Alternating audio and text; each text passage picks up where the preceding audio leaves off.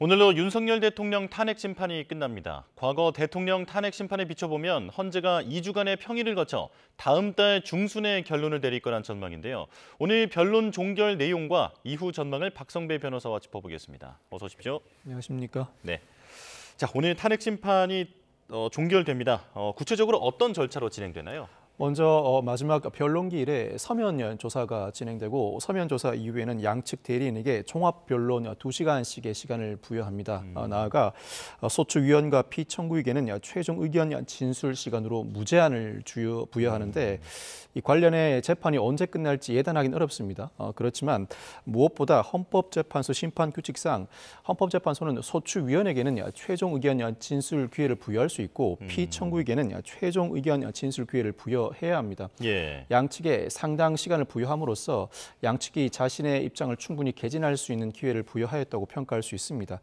먼저 서면 조사를 진행하는데 현재 헌법재판소는 각종 수사 기록과 자료를 송부받은 상태입니다. 그렇지만 송부받은 수사 기록과 자료가 모두 증거로 채택되는 것이 아니라 양측이 자신에게 필요한 증거를 발췌, 증거 신청을 해야 하고 채택한 이후에 증거 조사가 이루어져야 합니다. 예. 증거 조사는 관련 기록을 그 요지를 진술하는 방식으로 진행하게 되는데 기록이 방대하다 보니 아직까지 서면 조사가 마무리되지 않은 기록이 있는 것 같습니다. 서면 조사를 진행한 이후에 본격적으로 양측의 대리인과 당사자가 각종 의견을 진술할 것으로 전망됩니다. 예.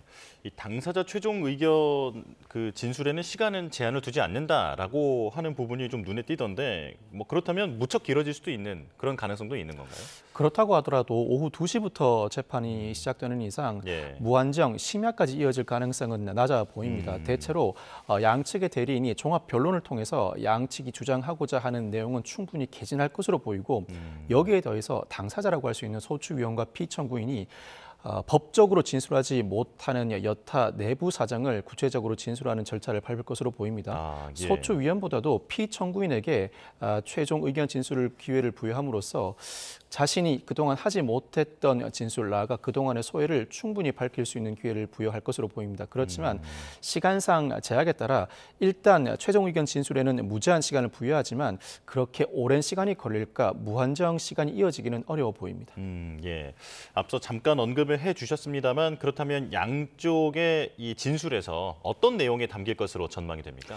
무엇보다 소추위원 측은 비상계엄 선포의 실체적, 절차적 요건을 결여하고 있고 비상계엄 선포 이후에도 국회 봉쇄나 선관위 장악 시도 자체가 위헌적인 행위를 강조할 것으로 예상됩니다. 계엄 사태를 어떠한 방식으로 극복할 것인지 그 방안도 내놓을 것으로 보입니다. 네. 나아가 피청구인인 윤석열 대통령은 비상계엄을 선포할 수밖에 없었던 이유, 특히 수사나 재판 과정에서의 불공정성을 지적하면서 사실 절차적 하자만 주장에서는 전반적인 판세를 뒤엎기 어렵다는 판단하에 경고성 계엄으로서 실질적인 위해를 가한 바 없다는 취지의 주장을 다시 한번 구체적으로 개진할 것으로 전망됩니다. 나아가서 이 사건으로 인한 국정 혼란에 대해서 대국민 사과 내용을 어떠한 범위에서건 밝힐 가능성이 높아 보입니다. 네. 자, 변론 종결 이후에는 이제 온전히 헌재 시간이 펼쳐지게 되는데 평일을 거쳐서 그리고 평결을 거쳐서 이제 결정문까지 작성을 하게 되잖아요. 선고는 언제쯤 나올까요?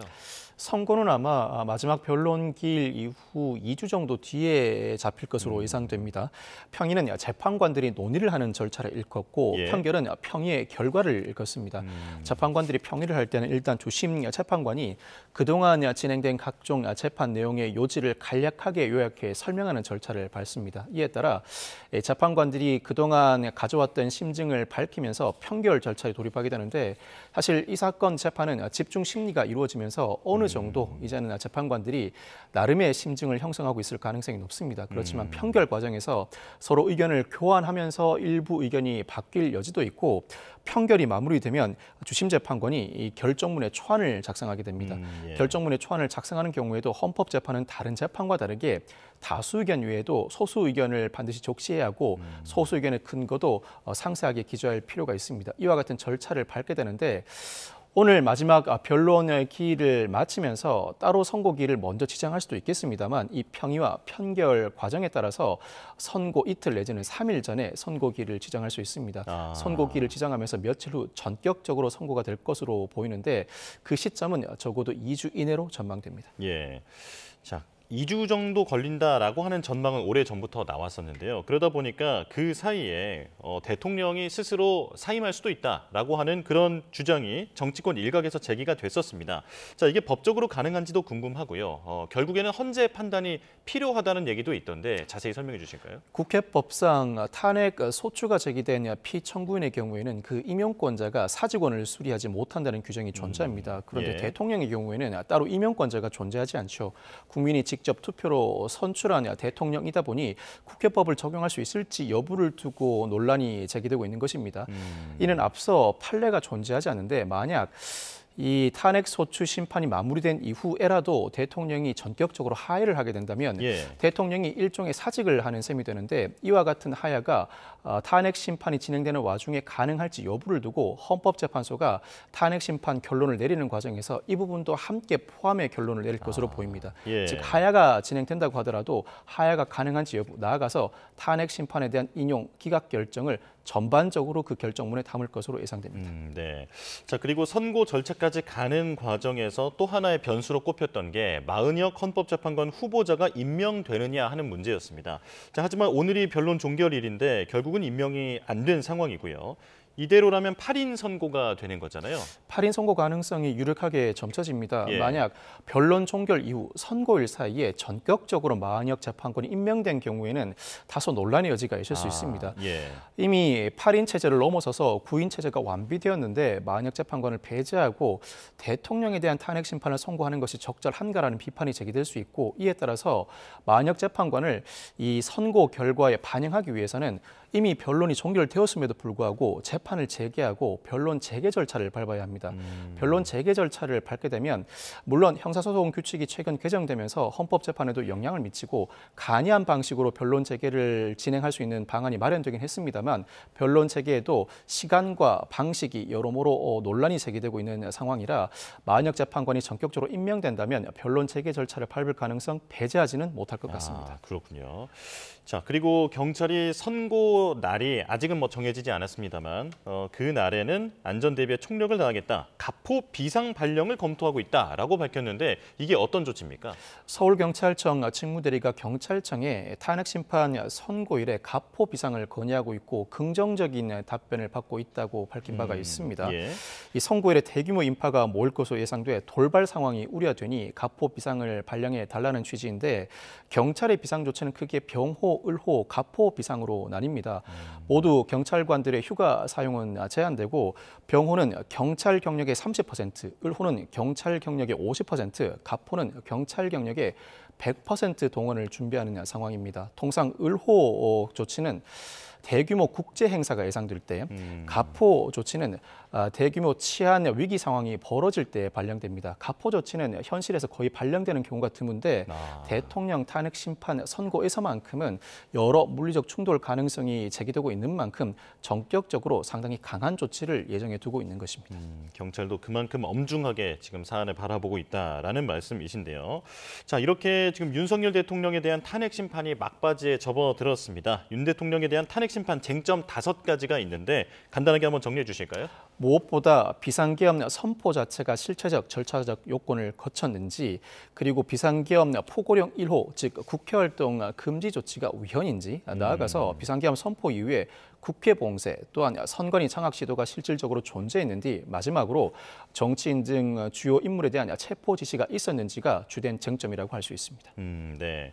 자, 탄핵이 만약에 기각되면 대통령은 곧바로 직무에 복귀하는 겁니까?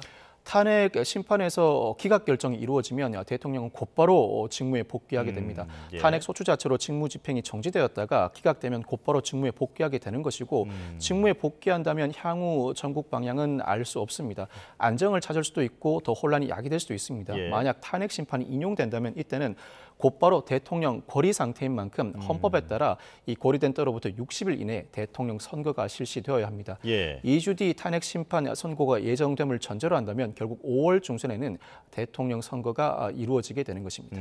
그렇군요. 자, 이제 민주당 이재명 대표의 재판 얘기도 나눠보겠습니다. 자, 내일 이제 선거법 위반 항소심이 결심 공판이죠. 마무리가 되는데 선고는 다음 달 말에 나올 전망이라고요. 일단 내일 오전 5차 공판길에는 양형 증인 신문이 이루어집니다. 예. 각 교수가 양형 증인으로 신문해서 검찰과 이재명 대표 측이 이 사건이 국민에 미친 영향이 크다 내지는 작다를 두고 다툼을 벌일 것으로 보입니다.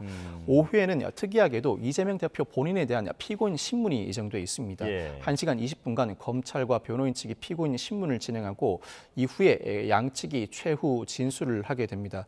사실 공직선거법에 따르면 이 공직선거법 위반 사건은 기소된 때로부터 6개월, 전심 판결 시로부터 각 3개월간 2심, 3심 판결을 선고해야 합니다. 강행 규정입니다만 현실에서는 지켜지지 않고 있고 다만 예. 이 사건의 경우에 이 강행 규정을 준수하기 위해서 집중 심리가 이루어지고 있습니다. 대법원까지 이 사건은 이어질 가능성이 상당히 높은데 대법원도 되도록이면 공직선거법의 강행 규정을 준수해서 2심 판결 선고 시로부터 3심 재판을 3개월 이내에 끝내려고 할 것입니다. 그렇지만 아직까지도 2심 재판이 집중 심리를 함에도 불구하고 이 3개월 이내에 선고는 하지 못할 것으로 전망되는 등 재판 준비는 그렇게 녹록치가 않습니다. 결국 2심 판결 선고 결과에도 불구하고 이재명 대표는 대법원 심리가 진행되는 와중에 대통령 선거 운동을 할 가능성도 점쳐지고 있습니다. 그렇군요. 자, 그렇다면 시점을 딱 못 박아서 말씀해 주시기는 곤란하겠습니다만 그래도 대략 예상을 해본다면 한 몇 월 정도가 될까요? 2심 판결 선고는 다음 달 중하순으로 예상되고 예. 3심 판결 선고는 최대한 빨리 선고가 이루어진다는 전제하에 6월 중순경에 이루어질 것으로 최대한 전망됩니다. 빠른 경우에. 예. 만약 시간을 더 당긴다면 다른 사건과 다르게 이 사건 심리가 국민에 미치는 영향이 상당히 크다는 판단하에 더 당긴다면 이례적으로 판결 선고기일을 일찍 지정한다면 이때는 5월 중에도 선고할 가능성을 배제하지는 못합니다. 그렇군요. 알겠습니다.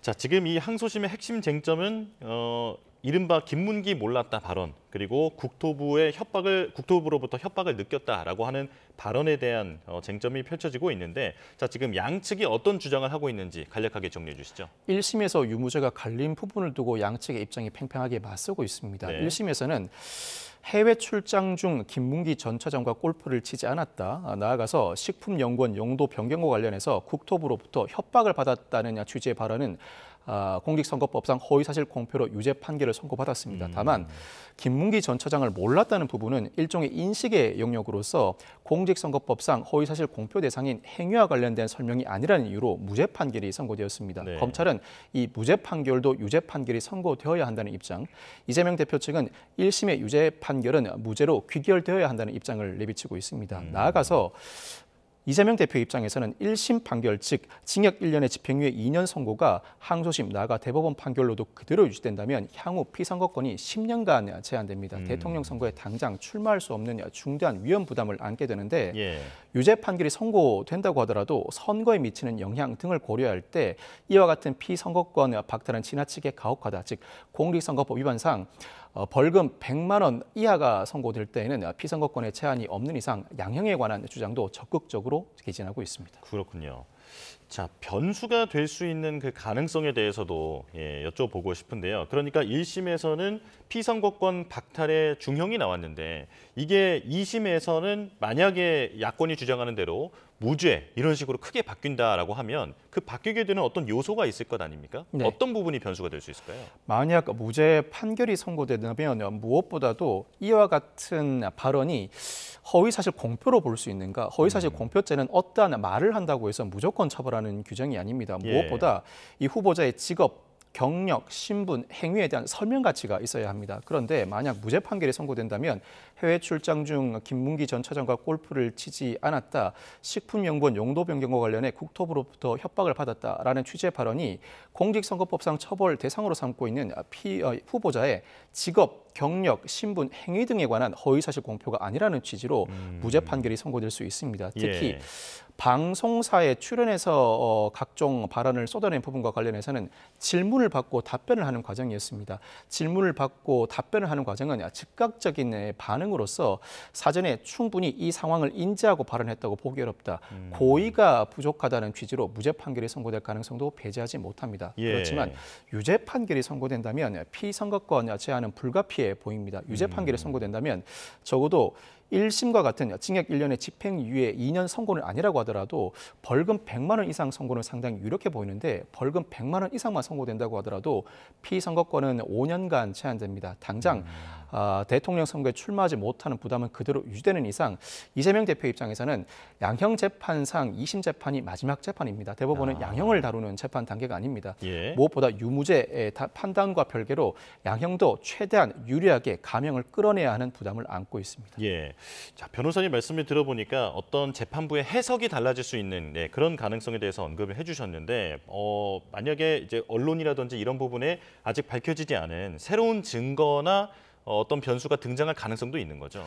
어떤 새로운 증거가 돌발적으로 등장할 가능성은 없어 보입니다. 예를 들어서 예. 지난 기일까지도 이재명 대표 측은 여러 증거 조사를 신청했지만 재판부가 빠른 기간 내에 선고를 이루어내야 한다는 입장에서 이미 1심에서 다루었던 증인이나 굳이 이 사건에 직접적으로 연관되지 않은 증거 신청은 불채택한 바가 있습니다. 이에 따라서 오늘은 양형 증인, 즉 이 사건 유죄 판결이 선고된다고 하더라도 어떤 형을 정해야 하는지를 참고할 만한 증인만 증거로 채택 신문을 진행할 방침입니다.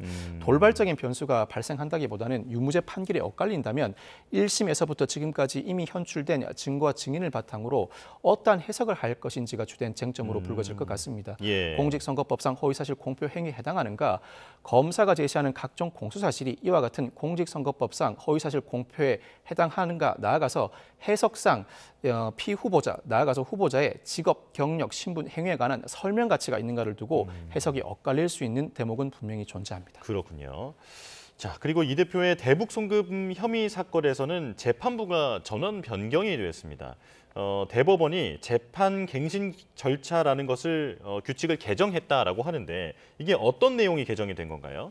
대북 송금 사건의 재판부가 법원 정기 인사로 모두 다 교체됐습니다. 재판부가 교체된 이후에는 변론 갱신 절차를 밟아야 합니다. 기존 형사소송 규칙에 따르면 변론 갱신 절차는 그동안 진행됐던 모든 증거 조사를 다시 진행해야 하는데 그 방식은 피고인, 검사, 판사가 현장 안 법정에서 녹음을 트는 방식입니다. 근데 녹음을 트는 방식 지나치게 시간이 많이 소요되다 보니 피고인, 검사 양측 모두가 동의하는 경우에는 각종 조서를 열람하거나 녹음의 내용을 고지하는 수준으로 가름합니다. 예. 그런데 이와 같은 조치는 검사와 피고인 모두가 동의해야 합니다. 만약 피고인이 동의하지 않으면 모든 내용을 녹음 재생해야 하는 상당한 부담이 따릅니다. 시간도 상당히 오래 소요되겠죠. 그런데 최근 형사소송 규칙이 개정되면서 양측 모두가 동의하지 않더라도, 즉 일방만 동의하더라도 그동안 진행된 증거조사의 녹취소를 열람하거나 그 내용을 고지하는 방식으로 변론 절차 갱신 방식을 상당히 간이화했습니다. 이에 따라 재판부가 변경된다고 하더라도 그동안 일부 재판에서 진행돼 왔던 문제점, 즉 변론 갱신 절차에 지나치게 시간이 오래 소요되는 일은 앞으로 거의 없을 것으로 전망됩니다. 예, 재판부가 이처럼 바뀌었을 때 시간이 너무 지연되지 않도록 좀 간소화됐다 이렇게 정리해 볼 수 있겠습니다. 자, 지금까지 박성배 변호사와 함께했습니다. 고맙습니다. 감사합니다.